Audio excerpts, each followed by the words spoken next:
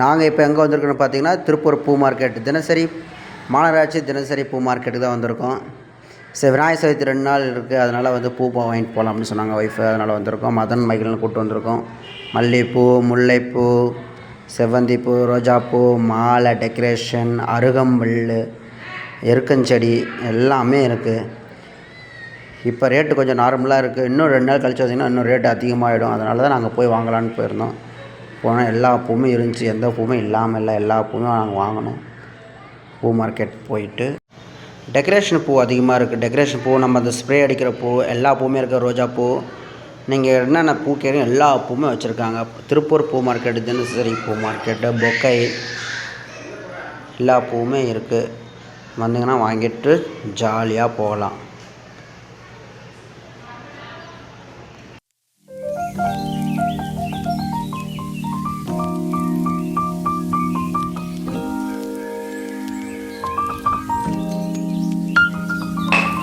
Bus stand பக்கம் வந்திருக்கும். Bus ஸ்டாண்டில் பெருமாள் கோயிலுக்கு ஆப்போசிட்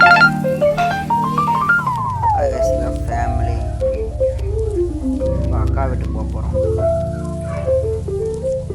வணக்கம் கோ, வணக்கம் சொல்லு மகிழ். ஹாய், நாங்கள் இப்போ எங்கே வந்திருக்கோன்னா எங்கள் அக்கா வீட்டுக்கு வந்திருக்கோம்.